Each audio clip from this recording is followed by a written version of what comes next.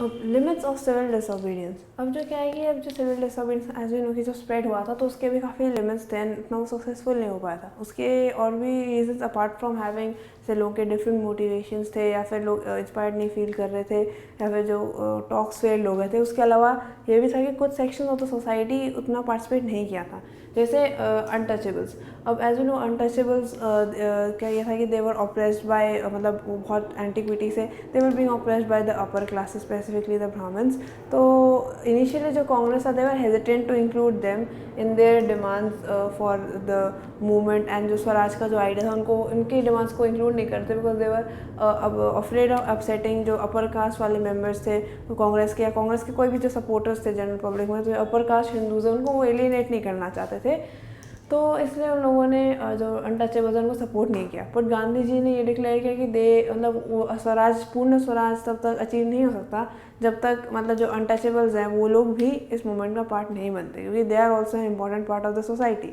तो मतलब जब तक सब लोग कोऑपरेट नहीं करेंगे तो तब तक मतलब ये मूवमेंट स्टार्ट नहीं हो पाएगा। तो इवेंचुअली जो अनटचेबल्स थे उनको गांधी जी ने हरिजन्स करके उन्होंने उनको नया नाम दिया, which was basically the children of God. तो उनको वैसा टाइटल देने के बाद उन्होंने जैसे जो काफ़ी सारे मतलब सत्याग्रह के थ्रू उन्होंने इनके लिए सत्याग्रह उन्होंने ऑर्गेनाइज़ किया, दैट इज़ मतलब पीसफुल डेमोन्स्ट्रेशन के थ्रू उन्होंने इनकी जैसे एज वी नो की जो अनटचेबल्स होता है कि कोई अगर उन्हें टच कर दे तो वो सपोजिटली पोल्यूट हो जाते हैं या फिर उनको टेम्पल्स में जाना अलाउड नहीं है, तो उनकी टेम्पल एंट्री के लिए उस टाइप की चीज़ों के लिए उन्होंने सत्याग्रह किया था। एंड उन्होंने बेसिकली उनका ये प्लान था कि वो परसुएशन के थ्रू जो और भी जनरल पब्लिक हैं, जो अपर क्लासेस है, उनको परसुएड कर सके बेसिकली कि उनको एक्सेप्ट करने में, मतलब without any other measures and मतलब इट्स मोर लाइक कि सोशल चेंज टाइप की चीज़ हो। बट जो दलित लीडर्स थे, जो मतलब दलित कम्युनिटीज़ जो एक्चुअली पार्टीज़ में उन सब में ऑर्गेनाइज थे, उन लोगों के सेंटिमेंट्स बहुत डिफरेंट थे। मोस्ट ऑफ देम उनके जैसे 1930 में जो B.R. अम्बेडकर है उन्होंने जो दलित पार्टी से दलित लोगों को उन्होंने डिप्रेस्ड क्लासेस एसोसिएशन में उनको ऑर्गेनाइज़ किया था, डिप्रेस क्लासेस एसोसिएशन। तो उन्होंने उनके डिमांड्स बहुत डिफरेंट थे। जब फाइनली एज वी नो कि जब राउंड टेबल कॉन्फ्रेंस हुआ था, सेकेंड राउंड टेबल कॉन्फ्रेंस हुआ था, वहाँ पे मोस्टली राउंड टेबल कॉन्फ्रेंस हुआ था तो उसमें मोस्टली जो B.R. अम्बेडकर एंड गांधी जी ने काफ़ी क्लैश किया था ओवर कि वेदर और नॉट डिप्रेस क्लासेस को उनके सेपरेट इलेक्टोरेट्स वो सब दिए जाए। उनके अकॉर्डिंग टू द दलित्स उन लोगों के बिलीव्स था कि उनको तभी मतलब जब उनको एक्चुअली स्वराज उनको मोर लिबरेशन तभी मिलेगा if they will get political power. तो उनके लिए इंस्टेड ऑफ जस्ट कि लोग उन्हें सोशली एक्सेप्ट कर ले, वो सब काफ़ी नहीं था। After centuries of being oppressed, तो उन लोगों के लिए व्हाट दे बिलीव्ड वाज कि जैसे उनके लिए सेपरेट इलेक्टोरेट्स होने चाहिए, मतलब कि जिनमें सेपरेट मतलब अलग प्रोविंसेस, जिसमें मोस्ट स्पेसिफिकली कि उनके ही जो दलित मेंबर्स हैं वो लोग ही इलेक्शंस कॉन्टेस्ट करें एंड मतलब they get political power. Also उनका ये भी था कि वो चाहते थे जो इंस्टीट्यूशंस थे उस वहाँ पे उनके लिए जो दलित मेंबर्स, जो भी दलित्स के लिए वहाँ पे रिजर्व्ड उनके लिए सीट्स हों, उनका एक ये भी बहुत इम्पोर्टेंट डिमांड था। अब गांधी जी का हम एज भी देख रहे हैं, जितने भी जो उनके जो स्टेप्स थे, ही वाज ट्राइंग कि जो एंटी कम्युनिस्ट फोर्सेस है, एंटी कॉलोनियल फोर्स है, वो सेपरेट ना हो। कि जैसे उन्होंने मुस्लिम्स को उन्होंने इंक्लूड करने की अटेम्प्ट की थी खिलाफत मूवमेंट के थ्रू, या फिर उन्होंने मतलब अलग अलग classes beyond towns, country side, उन टाइप के लोगों को उन्होंने इंक्लूड करने की थी अपने मूवमेंट में। तो उनका ऑब्वियसली वो नहीं चाहते थे कि क्योंकि अगर सेपरेट इलेक्टोरेट्स हैं, इस टाइप की चीज़ें होंगी तो जो नॉन दलित होंगे उनमें भी उनके अगेंस्ट सेंटिमेंट्स जाएगा। तो he was very against it. And जब इवेंचुअली जब इरविन ने जब पास कर दिया था कि yes they will be granted separate electorate, तो इस चीज़ को इसके रिप्रेजेंटेशंस को फेयर करते हुए गांधी जी ने फास्ट अंटिल डेथ उन्होंने डिक्लेयर कर दिया था। तो इवेंचुअली B.R. अम्बेडकर उनकी जो डिमांड्स थे कि ठीक है सेपरेट इलेक्टोरेट्स नहीं होंगे, उन सबको उन्होंने ठीक है कंसीड कर दिया था। And eventually this led to the what we call as the Poona Pact of 1932 between Mahatma Gandhi and B.R. Ambedkar. तो पूना पैक्ट के अंदर वाइल दे डिड ऐसा कोई सेपरेट इलेक्टोरेट्स नहीं थे, बट उन्हें कुछ कॉन्स्टिट्यूएंसीज में ये करना पड़ा था कि वहाँ पे दलित मतलब as a Dalit will be Dalit leaders will be elected, but they will be voted through a general electorate, मतलब नॉर्मल सब लोग इंक्लूडिंग दलित्स या फिर नॉन दलित्स उन सबको इलेक्ट करके वो लोग उनको मतलब दे will be the ones who elect them. तो ऐसा सेपरेट इलेक्टोरेट नहीं किया था, पर उनके लिए कुछ जैसे पोजीशंस वो सब रिजर्व कर दी थी। तो ये इनका and obviously they were also not very, since वो अपर क्लासेस से एज यू नो कि पहले बहुत ज़्यादा इंटरेक्ट कर रहे थे कांग्रेस, तो they were not exactly hyped up about participating in the civil disobedience movement. अब मुस्लिम्स आप पोस्ट 1920s में जो इतना खिलाफत वो सब मूवमेंट हुआ था, उसके बाद मुस्लिम्स आर मोस्टली एलियनेटेड। धीरे धीरे जो कांग्रेस था दे स्टार्टेड मूविंग टूवर्ड्स जो हिंदू ऑर्गेनाइजेशंस थे, तो उसको फेयर करते हुए Muslim started getting alienated and they were not exactly मतलब enthusiastic about participating in the civil disobedience movement. तो उन लोगों ने आफ्टर दैट मतलब फिर धीरे धीरे टॉक्स शुरू होने लग गए थे जो ऑन मुस्लिम लीग एंड जो उसके लीडर मोहम्मद अली जिन्ना एंड गांधी जी के बीच में 1927 में उन्हें लगा भी था कि they will be able to reach मतलब एन एग्रीमेंट, बट जैसे उस टाइम में क्योंकि काफ़ी चीज़ें और भी बहुत से प्रिकॉशंस हो रहे थे, जैसे उसके बाद राइट्स हो रहे थे, क्योंकि काफ़ी बार जो सेलिब्रेशन या फिर कोई भी जो मिलिटेंट तरीके से जो हो रहे थे मूवमेंट्स, तो उसमें बहुत बार कम्युनल राइट्स भी हो रहे थे, especially between as always Hindus and Muslims. तो उस सब के बीच में भी मतलब काफ़ी ज़्यादा रिलीजियस टेंशन भी चल रहा था। एंड ऑल्सो तो जैसे मतलब इन लोगों के भी मोस्टली मुस्लिम्स के भी यही डिमांड थे कि दे वांटेड सेपरेट इलेक्टोरेट्स, उनको भी अपने लिए रिजर्व सीट चाहिए थी। तो इवेंचुअली मोहम्मद अली जिन्ना ही वाज इवेंचुअली उनके बीच में और गांधी जी के बीच में टॉक्स होने लग गए कि if there is any alternative, क्योंकि again Gandhi ji was very keen कि कोई फोर्सेस डिवाइड ना हो, उनके मतलब एंटी कॉलोनियल फोर्सेस डिवाइड ना हो एंड वो सब कुछ यूनिफॉर्म रखना चाह रहे थे। तो ही हैड कंसीडर्ड कि ठीक है, अगर उनको कुछ जिन प्रोविंसेस में जहाँ मुस्लिम जो पॉपुलेशंस डोमिनेट कर रहे होंगे वहाँ पे इफ़ दे कैन वहाँ पे उनको रिजर्वेशन उनके जो पॉलिटिकल जो सीट्स हैं उसमें उनके प्रोपोर्शनल मतलब उनकी पॉपुलेशन के प्रोपोर्शनल मिल जाए, तो दे will B okay without having separate electorates. But ये सब चीज़ें सारी टॉक्स ख़त्म हो गई थी जब ऑल पार्टीज़ कॉन्फ्रेंस में जो हिंदू महासभा के जो लीडर थे उन्हें जयकार उन लोगों ने मतलब मना कर दिया था कि ये नहीं होगा, and eventually they were not able to reconcile even till the end. तो बाद में मुस्लिम पार्टिसिपेशन भी बाय 1932 1930s 32 34 उस टाइम तक कम हो गया था। और उसके बाद सेंस ऑफ कलेक्टिव बिलोंगिंग। अब जैसे हमने पढ़ा था कि नेशनलिज्म इन यूरोप वाले केस में किसी भी केस जब भी कोई नेशनलिस्ट फीलिंग पूरे कंट्री में जनरेट हो रही होती है, तो उसमें ये बहुत ज़रूरी होता है कि आप पूरे कंट्री को मतलब कैसे आप रिप्रेजेंट कर सको, आप जो जनरल पब्लिक में नेशनलिस्ट सेंटिमेंट्स क्रिएट कर सको। तो उस टाइम में जैसे धीरे धीरे मतलब कुछ नेशनल सिम्बल्स अब आने लग गए एंड लोग जैसे आर्ट, म्यूज़िक, फोकलोर उन सब के थ्रू रिप्रेजेंट करने लग गए इंडिया को। एंड जो नॉर्मल जो पब्लिक है डिस्पाइट अगर वो एजुकेटेड हो नहीं हो, रिच पुअर हो, उसको करने के लिए जो आर्टिस्ट थे उन लोगों ने बहुत सारे एफर्ट्स किए थे। जैसे 1870s में बंकिम चंद्र चट्टोपाध्याय ने वंदे मातरम बेसिकली लिखा था, जो उनकी बुक में भी बाद में इंक्लूडेड था। तो ये जो मोस्टली जो स्वराज मूवमेंट जो स्पेसिफिकली बंगाल में हुआ था, वहाँ पे ये बहुत पॉपुलर था एज अ मतलब नेशनलिस्ट फीलिंग्स इंस्पायर करने के लिए। ये सॉन्ग लोग बहुत गाते थे जो लोग प्रोटेस्ट कर रहे थे। तो मतलब इस टाइप की चीज़ें होती हैं जो नेशनलिस्ट फीलिंग कन्वे कर पाती हैं, लोगों को इंस्पायर कर पाती हैं कि लोग मतलब नेशनल मूवमेंट के लिए लड़े। तो उस टाइप की इमेज एंड फीलिंग्स के साथ उन चीज़ को बेसिकली कलेक्ट करके कन्वे करना वो बहुत इम्पॉर्टेंट चीज़ था इस नेशनलिस्ट मूवमेंट में भी।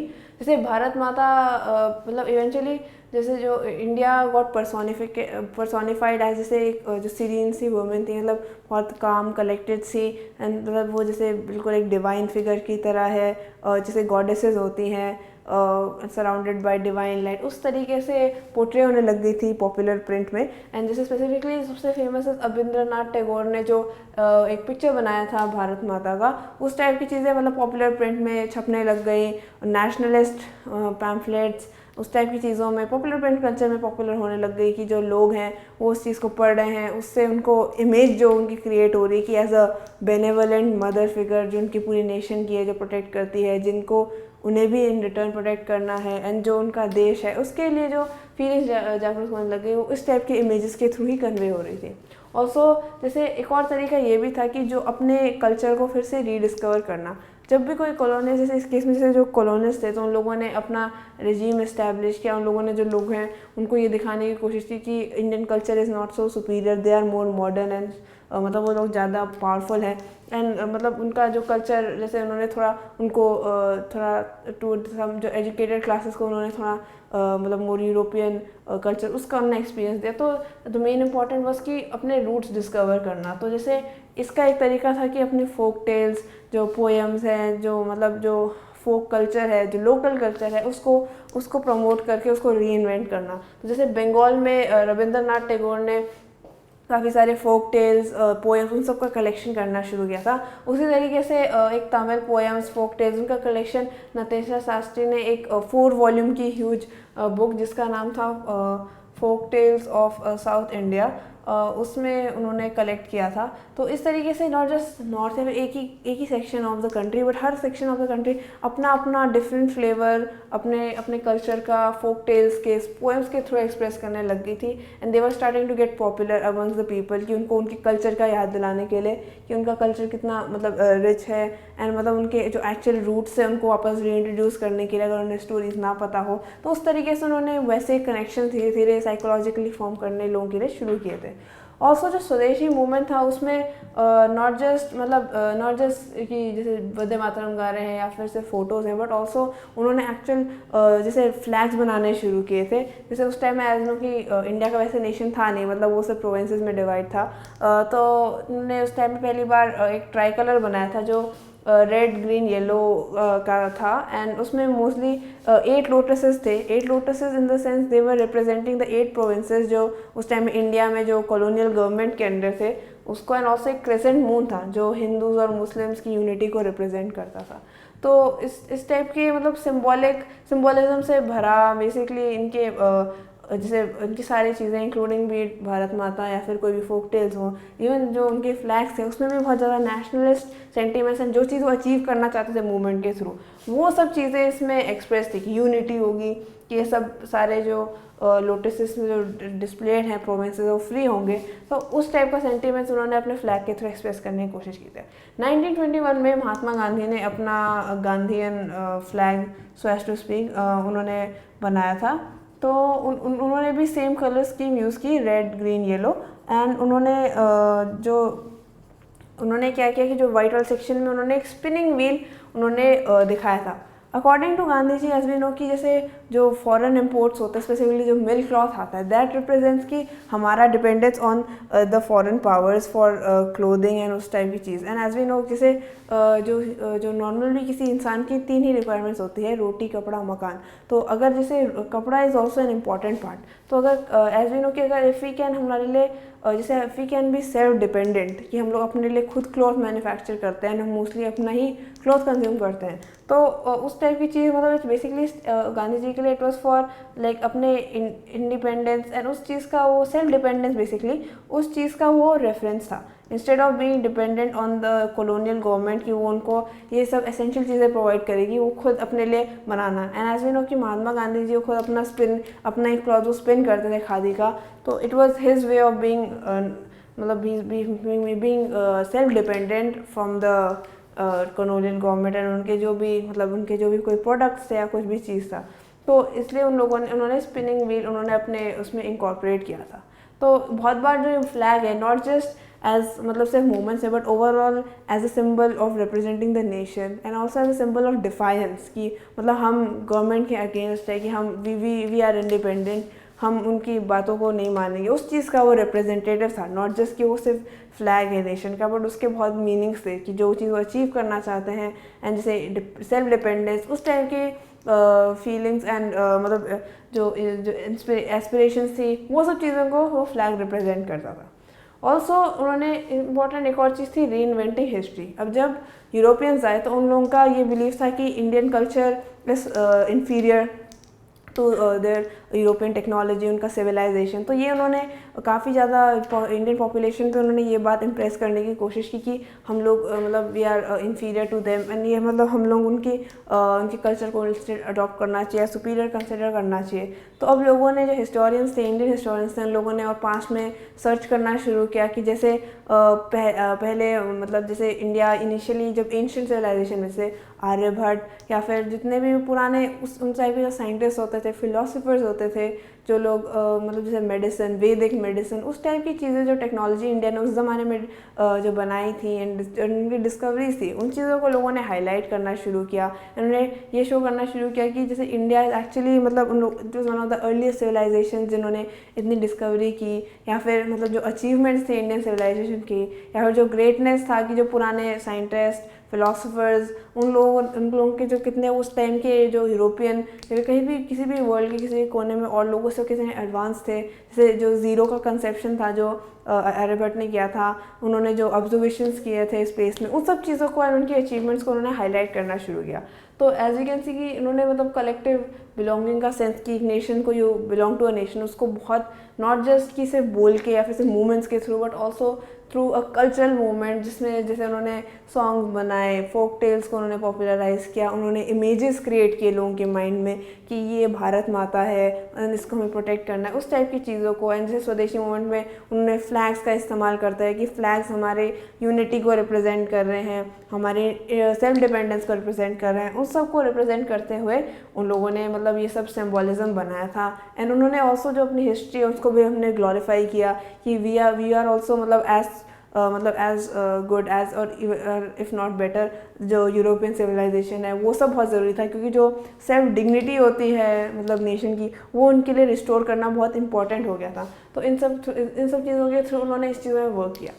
इस चैप्टर से हमें बेसिकली यही पता चलता है कि कैसे नेशनलिस्ट मूवमेंट जो पहले एंटी कॉलोनियल से स्टार्ट हुआ था, एंड इनिशियली पहले पूर्ण स्वराज उनका डिमांड भी नहीं था, बट धीरे धीरे जैसे सर्कमस्टांसेस होते गए तो लोगों इनको रियलाइज़ होता गया कि they can actually go for full independence. And कैसे इन लोगों ने पहले लोगों को मोबिलाइज करना सीखा, पीपल ऑफ जिनके बिल्कुल एस्पिरेशन डिफरेंट थे, इवन तो उन्होंने they went about different ways, but तब भी उन्होंने जब अपने इंडिया का नाम लिया तो उन लोगों ने इन सम वे दे वर कनेक्टिंग टू मतलब a mass movement across the whole nation, despite having सब लोगों के बिल्कुल डिफरेंट मोटिवेशंस थे।